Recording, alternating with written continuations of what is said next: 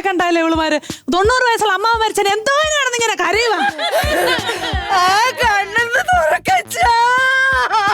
കുത്തി തുറക്കുക ഇവളുമാര്. അതൊന്ന് അടപ്പിക്കാൻ ഞാൻ പെട്ട പാടെനിക്കറിയാം.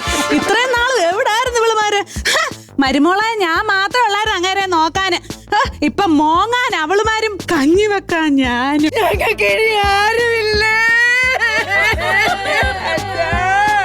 നിനക്കൊന്നും അല്ലേലും ആരും കാണത്തില്ലടി ഒരിക്കലും. എന്റെ 40-45,000 രൂപ വില വരുന്ന പശുവിനെ കൊടുത്തേച്ചാ ഞാൻ അമ്മാവനെ നോക്കിയത്. അമ്മാവനങ്ങ് പോയി. 10-12 ജോഡി സ്നഗിയാ ഞാൻ ഈ അലമാരിക്കകത്ത് മേടിച്ചു വെച്ചേക്കുന്നത്. ഇതിനി ആര് തൂറി തീർക്കാനാ? ആർക്ക് ഞാൻ കൊടുക്കും? ദാണ്ട നിൽക്കുന്നത് നിന്റെ പശു. സ്നഗി ഇടുന്ന പശു. സ്നഗി ഇടുന്ന പശുവല്ല, 4-5 ലിറ്റർ പാല് കിട്ടുമെന്ന് പറഞ്ഞോണ്ട് 40-45,000 രൂപയ്ക്ക് നീ എനിക്ക് തന്ന പശുവായി നിൽക്കുന്നത്. കാലത്തെഴുന്നേറ്റ് എന്റെ കെട്ടിയോ എന്നെ കറക്കാനായിട്ട് എന്റെ മുന്നിൽ ചെന്ന് അവിടെ പിടിച്ച് വലിച്ചപ്പോഴേ കാറ്റ് മാത്രം. അങ്ങനെയാണ് ഇതിന് കീഴിൽ കിടന്ന് ഉറങ്ങിയും പോയി. അതെന്തിനാ ഇത് കീഴിൽ കിടന്ന് ഉറങ്ങാൻ പോയത്? കാറ്റ് കിട്ടി എന്റെ ചേട്ടൻ അപ്പം ഉറക്കം വരും. പക്ഷേ നിന്റെ ഈ പശു എന്റെ വീട്ടിൽ വന്നതിന് ശേഷം അങ്ങാരും ഒഴിവോളം കണ്ണടച്ചിട്ടില്ല. പാല് കിട്ടത്തില്ലെന്നും എല്ലാം പേടിച്ചാന്നോ? ഇതിന്റെ കീഴിൽ കിടന്ന് ഉറങ്ങി അങ്ങാരുടെ 2 കൺപോളയും ഈ പശുവിന്റെ കുളമ്പിലിരിക്കുവാണെന്ന്. നിനക്കൊരു കാര്യം അറിയാവോ?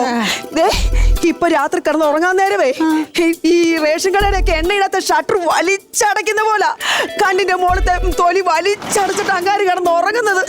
എന്തോ ചെയ്യാൻ ഓരോ കഷ്ടപ്പാട്. ഇനി ഒന്നും ചെയ്യാനില്ല. എന്റെ കാശ് താടി മര്യാദക്ക്. എന്റെ പൊന്നു വേണമ്പോൾ നിങ്ങളുടെ കാശ് അമ്മൂക്കി പഞ്ഞിയും വെച്ചാ പെരക്കകത്ത് നീണ്ടു തവർന്ന് കിടക്കുന്ന എടുത്തോണ്ട് പോക്കോ. ഒന്നും തരണ്ട, കൊണ്ടുപോകും. 2 മണിക്ക് പിള്ളേർ പാല് ചോദിച്ച് വീട്ടിൽ വരുമ്പോ ഈ മൂക്കി പഞ്ഞി വെച്ചെടുക്കാൻ ഇങ്ങാരി അടുത്ത് വെച്ച് കാണിച്ചു കൊടുത്താൽ മതിയാ. ഞാൻ കൊച്ചെ കുറച്ച് തേങ്ങാ പിണ്ണാക്ക് കൂത്തു കൊടുത്താൽ സാറിന് പാല് തരുമെന്ന്. മൂക്കി പഞ്ഞി വെച്ച് കിടക്കുന്ന ഈ കളവനോ? മൂക്കി പഞ്ഞി വെച്ചേക്കുന്ന ഈ കളവനല്ല ഈ പശു. എടി എന്നാലും നിനക്ക് എങ്ങനെ മനസ്സ് വന്നടി? 5-6 ലിറ്റർ പാല് കിട്ടുമെന്ന് പറഞ്ഞ് 10-45,000 രൂപയ്ക്ക് ഈ പശുവിനെ എനിക്ക് തരാനായിട്ട് നിങ്ങളോട് ആര് പറഞ്ഞു? നിങ്ങളുടെ ഭർത്താവിനെ ഇതിനെ നന്നായിട്ട് കറക്കാൻ അറിയാമേട്ടെ. എന്താണ്ട് ഇങ്ങനെ വലിച്ചു നീട്ടി കറന്നാ മതി. നീട്ടി കറക്കാൻ നിനക്കറിയാമല്ലോ. എന്നാ നീ കറന്ന് കാണിക്കടി. ഞാൻ കറന്ന് കാണിക്കും. കൊതുകിനെ തല്ലിക്കൊള്ളാം, പശുവിനെ കറന്ന് കാണിക്കടി. ഇപ്പൊ കറന്ന് കാണിക്കാം. നീ എവിടെ പോന്ന്? ഇങ്ങോട്ട് വാടി, ഇങ്ങോട്ട് വാ. എടുക്കടി പാത്രം, എടുക്കടി. ഒന്നുമല്ലല്ലോ ഇതൊരു മരണവീടല്ലേ. ഇച്ചിരി ഡീസന്റ് ആയിട്ട് പെരുമാറാം. കറക്കടി പശുവിനെ, കറന്ന് കാണിക്കടി പശുവിനെ. അയ്യോ എന്താ പടി? എന്റെ അമ്മാവൻ വയ്യാതെ നടന്നപ്പോ ഇട്ട് ട്രിപ്പ് കൂപ്പി ആയിരിക്കുന്നത് കാണുമ്പോ ഓർമ്മ വരുന്നത്. അമ്മാവന്റെ ട്രിപ്പ് പശുവിനെ. എന്താടി ഒരു തുള്ളി പാല് പോലും ഇല്ലല്ലോ പാത്രത്തില്? ഇന്നലെയും കണ്ടതാന്നല്ലോ. എന്തോന്ന്?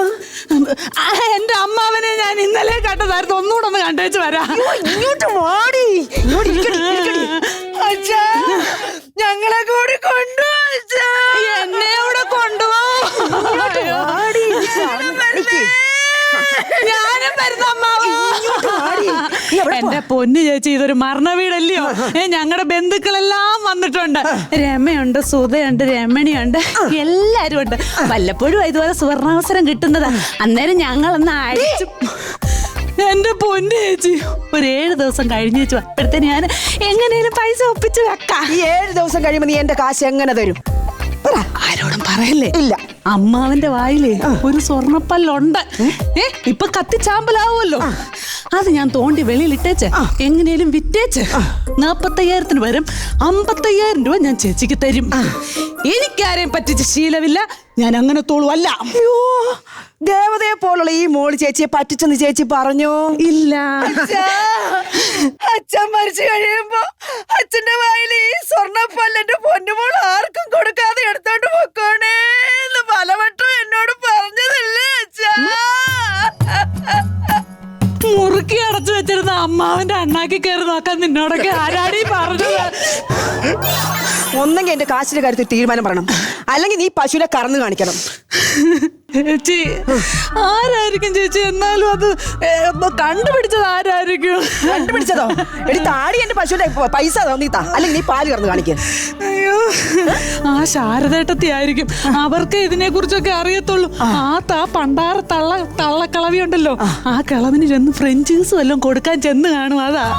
എടി നീ ഒന്നെങ്കിൽ എന്റെ കാശതാ, അല്ലെങ്കിൽ നീ പശുവിനെ കറന്ന് കാണിക്ക്. ഒരു വഴിയുണ്ട്, പേടിക്കണ്ട. ഓ, ആ വഴിയിലാന്നല്ലോ മര മുതുകനൊക്കെ വിളിച്ചിടാൻ വേണ്ടി കുഴി എടുത്തിട്ടിരിക്കുന്നത്. ഞാൻ എങ്ങോട്ട് ഓടി രക്ഷപ്പെടുന്നത്? എന്നെ പറ്റിച്ച് നീ ഓടാൻ നോക്കുന്നു. നിന്റെ തോലമണ്ടി അടിക്കാൻ പൊട്ടി. പൊട്ടിക്കും. ചേച്ചി എന്നെ കൂടെ തല്ലിക്കൊന്നിട്ട് ഈ മരണ വീടിനെ വീണ്ടും പൊലിപ്പിക്കരുത് പ്ലീസ്. ചേച്ചി ഇങ്ങനെ ചിലപ്പോ വീട് മാറി കിടന്നോണ്ടായിരിക്കും പശു പാല് തരാത്തത്. അതുകൊണ്ടല്ലേ ഞാൻ ഇങ്ങോട്ട് കൊണ്ടുവന്നത്. ഇപ്പൊ ഇത് നിന്റെ വീടാണല്ലോ, അപ്പൊ നീ തന്നെ 5-6 ലിറ്റർ പാല് കറന്ന് കാണിക്ക്. അതെങ്ങനെ ശരിയാവും? ഇന്നലെ നിങ്ങളുടെ വീട്ടില്, ഇന്നിപ്പൊ വേറൊരു വീട്ടില്, ഇനിയിപ്പൊ കറക്കാൻ പറ്റത്തില്ല. That's all. എന്നാലും ഈ 2 ദിവസം കൊണ്ട് ഈ 45,000 രൂപ നീ എങ്ങനെ തീർത്തടി? 45,000 തീർത്തതോ? ഒരു 10 മിനിറ്റ് നിൽക്കാമെങ്കിലേ ഈ 45,000 രൂപ കുഴിയിലോട്ട് എടുക്കുന്നത് അവിടെ കിടന്ന് കത്തിച്ചാമ്പലാവുന്നതും ചേച്ചിക്ക് കാണാം. അയ്യോ, എന്റെ 45,000 പോയേ, എന്റെ 45,000 പോയേ. ആരാടി അവിടെ കിടന്ന് കരയുന്നത്? ആ കുഴിയിലെ രാമചേച്ചിയാണ.